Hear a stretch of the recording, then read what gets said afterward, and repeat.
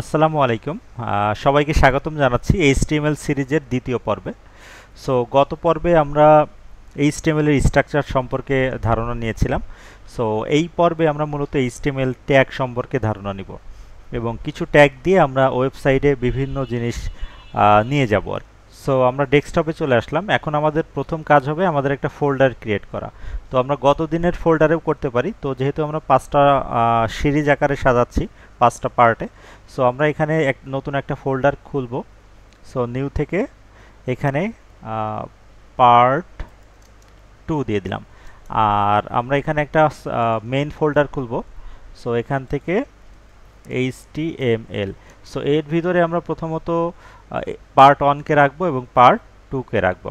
So দেখেন এর ভিতরে ফোল্ডারের ভিতরে গেলাম, এখন মূলত আমাদের পার্ট 1 পার্ট 2 দুইটা চলে আসছে।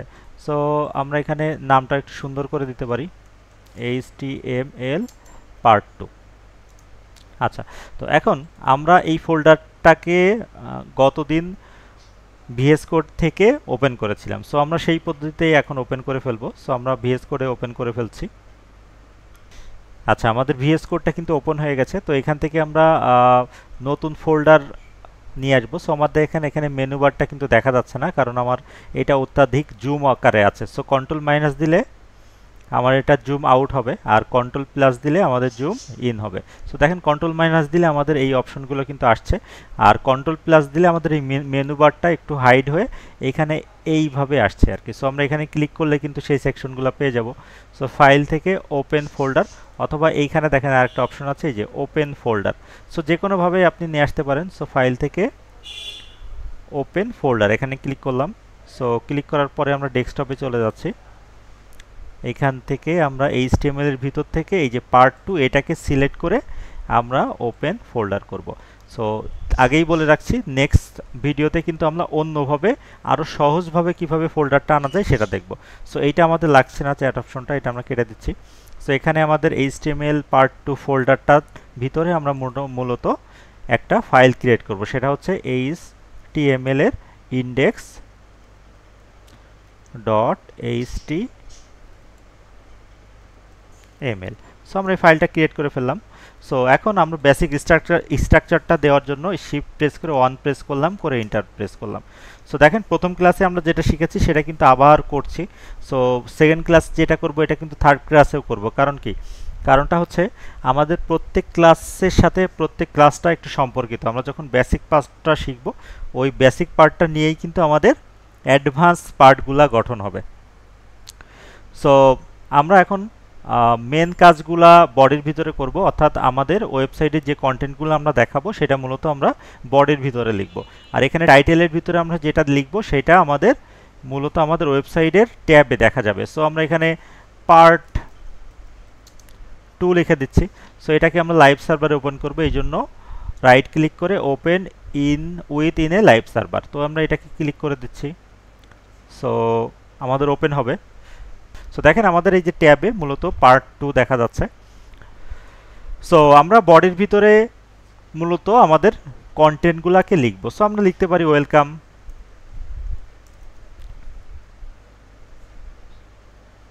সো একটু বানান ভুল যেতে পারে, WEL, ওয়েলকাম। সো আমরা লিখে ফেললাম। এখন যদি আমাদের ওয়েবসাইটটা ভিজিট করি, একটু রিলোড করি, তাহলে আমাদের এখানে ওয়েলকামটা লেখা উঠবে। সো লেখা ওঠেনি, আমরা একটু এখান থেকে কন্ট্রোল এস দিয়ে নিই। সো কন্ট্রোল এস দিয়ে এখন যদি দেখি তাহলে কিন্তু আমাদের এখানে লেখা দেখা যাচ্ছে। এখন বিষয়টা হচ্ছে কন্ট্রোল এস না দিলেও কিভাবে আপনি এটা শো করাবেন। সো সেটা আমরা দেখব যে সেভ করা লাগবে না।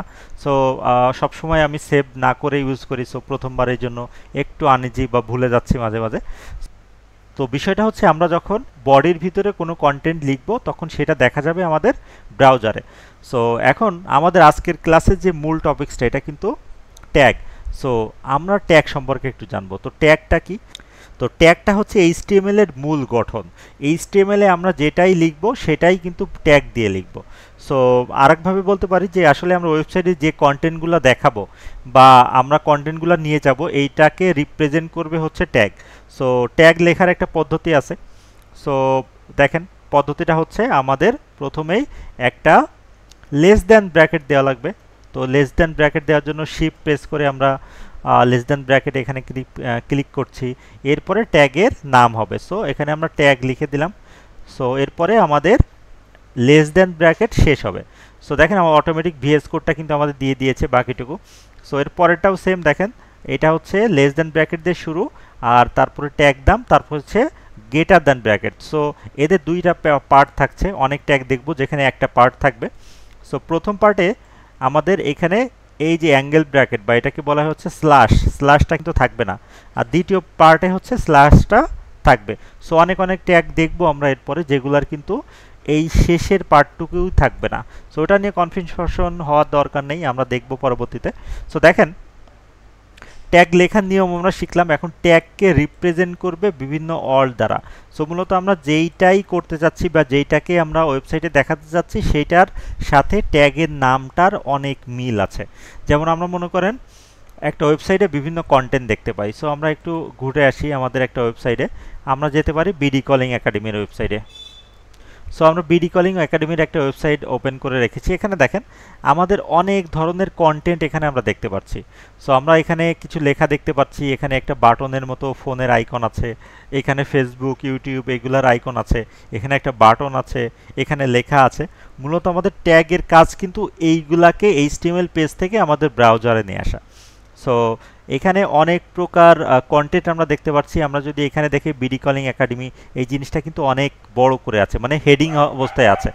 আর এই যে জিনিসটা এটা কিন্তু সাব হেডিং আকারে আছে, আর নিচে যেটা লেখা আছে এটা কিন্তু টাইটেল হিসেবে লেখা আছে, টাইটেল না সরি, এটা কিন্তু ডিসক্রিপশন আকারে লেখা আছে। সো দেখেন আমি বলেছি যে ট্যাগের নামের সাথে ট্যাগের কাজের অনেক মিল আছে।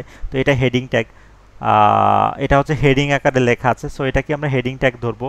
সো দেখেন আমরা এই ট্যাগটা কিন্তু এখানে লিখে ফেলবো। সো আমরা এটা কেটে দিলাম, দিয়ে আমরা এখানে এইচ অন লিখে যদি আপনি ইন্টার দেন, দেখেন আপনার একটা স্ট্রাকচার রেডি হয়ে গেছে ট্যাগের। সো আপনার এই যে ব্র্যাকেট দিয়ে শুরু, ব্র্যাকেট দিয়ে শেষ, আবার ব্র্যাকেট দিয়ে শুরু, ব্র্যাকেট দিয়ে শেষ, এবং মাঝখানে শেষ ট্যাগের কিন্তু একটা স্ল্যাশ দেওয়া আছে। তো আপনার যে কন্টেন্টগুলো এইগুলা কিন্তু এই মাঝখানে লেখা লাগবে। সো আমরা এখন যদি ওয়েলকাম লিখে এটাকে ওপেন করি, তাহলে দেখেন আমাদের কিন্তু আগের মতো আর সেভ করা লাগবে না, এখন অটোমেটিক চলে আসছে। কারণ কি, এটা এখন আমরা ট্যাগের ভিতরে লিখেছি। তো যখন আপনি এইচটিএমএল স্ট্রাকচারের ভিতরে ট্যাগের ভিতরে লিখবেন তখন এটা অটোমেটিক সেভ হয়ে যাবে, এটা লাইভ সার্ভার অটোমেটিক আপনাকে সেভ করে দিবে। তো দেখেন এই লেখাটা একটু বড় সড়ো করে আসবে। আর আমরা যদি এখানে আরও কিছু লিখতে যাই, যেমন দেখেন এইচ অন দিয়ে আমরা আরও একটা জিনিস লিখি, এইচ অন দিয়ে থ্যাংক ইউ দিয়ে দিলাম। সো আমরা যদি ব্রাউজার ওপেন করি, দেখেন দুইটা জিনিস আমরা এখানে দেখতে পাচ্ছি। সো এখন বিষয়টা হচ্ছে আমাদের এখানে যে ওয়েবসাইটটা আমরা দেখেছিলাম এখানে অনেক প্রকার জিনিস আছে, প্রথমত টাইটেল আছে, সাবটাইটেল আছে। সো আমরা সেই রকম দেওয়ার চেষ্টা করব। এখন দেখেন আমরা প্রথম যে ট্যাগটা লিখেছি এটা এইচ অন ট্যাগ। তো মূলত আমরা এটা দিয়েই শিখি, আমরা অনেক সময় হ্যালো ওয়ার্ড দিয়ে শিখি। সো কোনটা দিয়ে শিখছেন এটা ম্যাটার না, সো যে কোনো একটা দিয়ে শিখতে পারেন। এখানে আমরা এইচ অন দিয়েছি দেখেন। সো এইচ অন যে ট্যাগটা আছে এটা রিপ্রেজেন্ট করে হচ্ছে হেডিং ট্যাগ, মানে একটা ওয়েবসাইটের মেন হেডিং বা বড় বড় যে লেখাগুলো এইটা আপনার হেডিং ট্যাগ দিয়ে লেখা লাগে। এখন এই হেডিং ট্যাগের আবার কিছু ভার্সন আছে, যেমন এখানে দেখেন আমরা লিখেছি এইচ অন ট্যাগ। তো আমাদের হেডিং ট্যাগের ভিতরে আরও ট্যাগ আছে, যেমন H two tag. H two tag কি, যেটা হেডিং কিন্তু এইচ অন থেকে একটু ছোট। সো আমরা এইটাই আবার ওয়েলকাম যদি লিখি এখানে, সো কন্ট্রোল এস দিয়ে দিলাম সেফটির জন্য। এখন যদি যাই দেখেন আমাদের এই হেডিং থেকে এই হেডিংটা একটু ছোট হয়েছে। আমরা যদি এইভাবে আবার এইচ থ্রি দিই তাহলে দেখবেন আমাদের কিন্তু এই যে দেখেন আর একটু ছোট হয়েছে, তার মানে কি ছোট হচ্ছে। এখন বলতে পারেন যে এইচ ট্যাগ তাহলে কয়টা আছে, এরকম টোটাল আমাদের 6টা আছে। সো আমরা এইচ 6 পর্যন্ত দিয়ে দিই। সো এখন দেখুন H6 দিয়েছি, মাঝখানের কিছু আমরা স্কিপ করেছি। মানে হেডিং ট্যাগ কিন্তু হেডিংয়ের বিভিন্ন ক্যাটাগরি আছে, হেডিং তার থেকে একটু ছোট হেডিং, এটা সাব হেডিং, এটা সাব হেডিং কিন্তু আরও অনেক ছোট। এইভাবে কিন্তু আমরা হেডিংগুলো দিতে পারি। সো ট্যাগ মূলত কি এটা আমরা বুঝতে পারলাম। ট্যাগ মূলত হচ্ছে একটা ওয়েবসাইটের মূল ভিত্তি প্রস্তর, মানে HTML এর প্রাণ বলতে গেলে। সো আমরা HTML এর ভিতর থেকে HTML এর মাধ্যমে যে বিষয়গুলো আমরা ব্রাউজারে রান করব সেগুলোকে মেন রিপ্রেজেন্ট করবে এই ট্যাগ। ট্যাগের মাধ্যমে আমরা যে ট্যাগ দিব ওই ট্যাগটা আমাদের ব্রাউজারে ফুটে উঠবে। আমরা যদি হেডিং লিখতে চাই তাহলে এইচ অন ট্যাগ দিব, আর যদি প্যারাগ্রাফ লিখতে চাই তাহলে P পি ট্যাগ দিব। সো এই ট্যাগগুলো আপনার মুখস্থ করা লাগবে না। মনে হতে পারে যে স্যার এই ট্যাগগুলা কত প্রকার, বা ভাইয়া এই ট্যাগ কত প্রকার বা কয়টা ট্যাগ আছে আমাদের মুখস্থ করা লাগবে কিনা।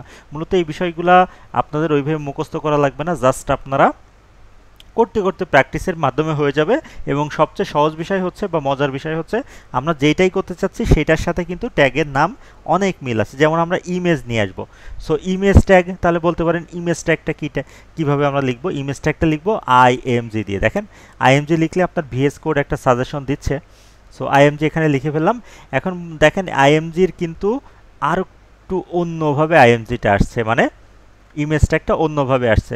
সো দেখেন আমরা এইচ অন ট্যাগটা আমরা লিখে ফেললাম এখানে। এখন যদি আমরা পি ট্যাগ লিখি, সো পি ট্যাগ লিখে ওয়েলকাম টু মাই ওয়েবসাইট, এটা আমরা সেভ করে যদি এখন ব্রাউজারে যেয়ে দেখি তাহলে দেখবেন আমাদের মোটামুটি এটা কিন্তু পি ট্যাগ। মানে দেখেন এইটা একটু বোল্ড করা না, এটা কিন্তু একটু বেশি বোল্ড, এটা কিন্তু ওইভাবে বোল্ড করা না, নর্মাল লেখার মতো এখানে দেখা যাচ্ছে।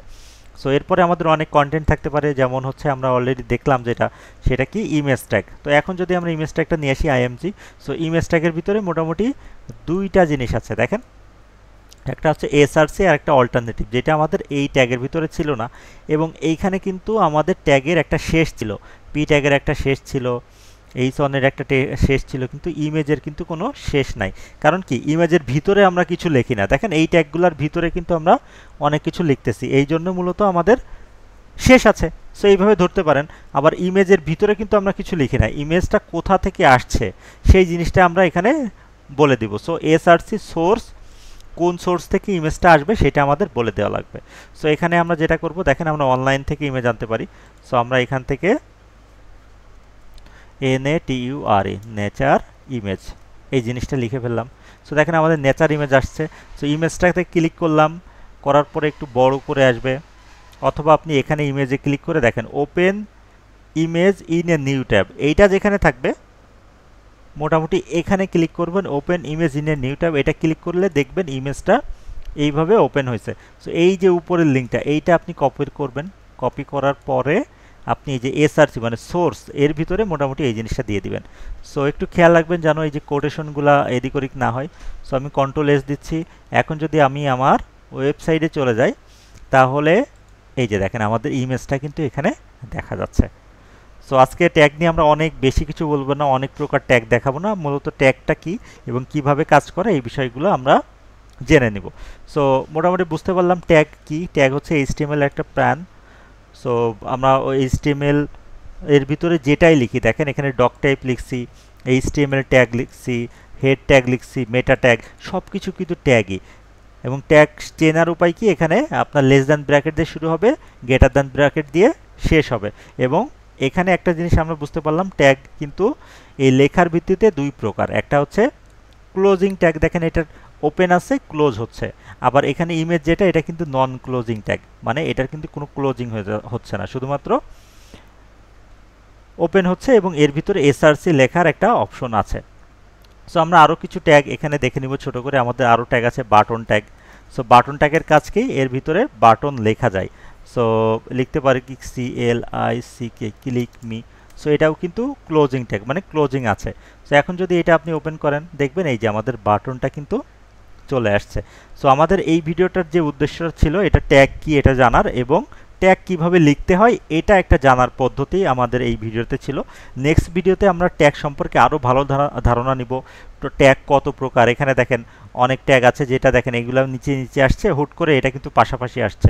সো এটার কারণ কি, তো এই নেক্সট ভিডিওতে আমরা অ্যাডভান্স কিছু ট্যাগ দেখব এবং ট্যাগ এই পাশে আসছে কেন, বা কোনটা বড় কোনটা ছোট, কোনটা ক্লোজিং কোনটা নন ক্লোজিং, এই বিষয়গুলো নিয়ে আমরা নেক্সট ভিডিওতে কথা বলবো। সো সবাই ভালো থাকবেন, আসসালামু আলাইকুম।